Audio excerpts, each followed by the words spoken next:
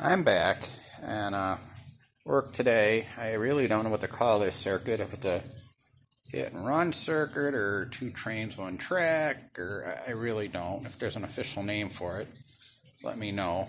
I have this train on the outer track. I went ahead and moved the center train back onto the main track as well. I opened both my switches to a straight position, this one and that one.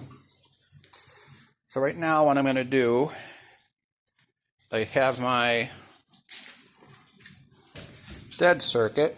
There's a plastic pin there by this tree. There's another plastic pin here by that tree. And I guess we could use this for a stop at a water tower circuit or stop at some kind of train station circuit.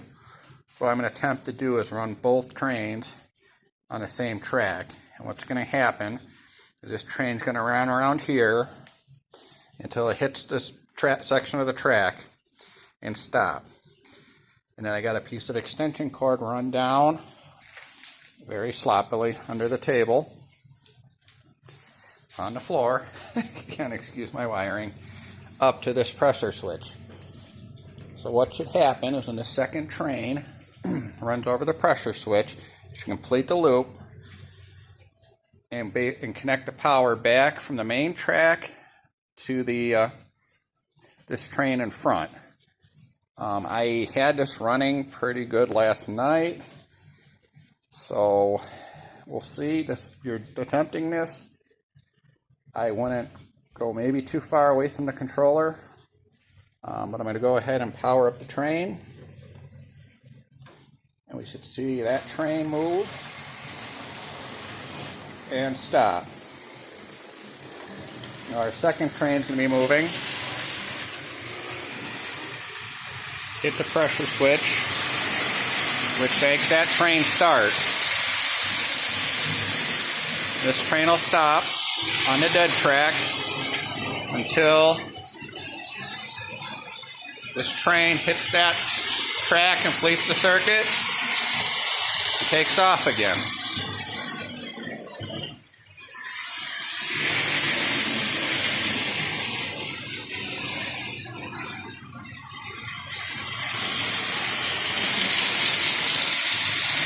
Now if you notice, when the one train hits the dead switch, the other train tends to speed up. When both trains are running, they're sharing the same power from the transformer. So the transformer is basically putting out twice as much wattage or amperage, however you want to call it. Again, this is not a circuit I'd really want to walk away from very far. So there's things that can go wrong. I have crashed this before. That train almost wants to keep going. And that's hard to find out too, how fast one train runs on the same voltage as another train. The weight of the train is going to make a huge difference on where it stops. The number of cars is going to be the same thing. But I just always want to try it, and I figured I'd share my idea. Well, I'm sure it's not my idea. Somebody had to have done it before. But I just wanted to share what I was doing. So I'll watch these run for a little bit.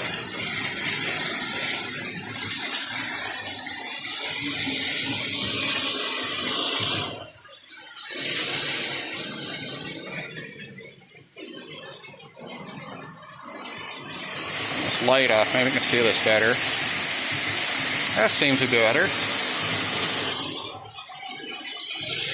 Look how this train wants to almost keep going. So that might be something I have to play with as far as moving these plastic pins out a little bit as far as it stops. If you notice, the green light goes out. As soon as the train down hits the pressure switch, the green light turns back on. And it goes out as this train stops.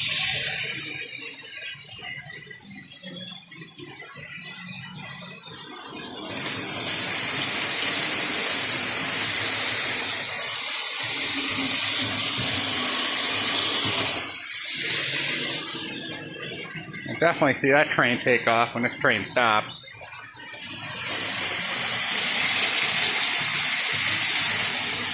It takes a little bit to figure out how much power you want versus, if this is going to work or not. Also, it depends on the amount of time that this train is sitting on this pressure switch. If it gives enough time for the other train sitting down there to be able to move off the dead spot. So, again, if you want a chance, set it up, try it yourself, but just realize that you do have a potential to crash your train. So that's it. I'll set up another circuit eventually.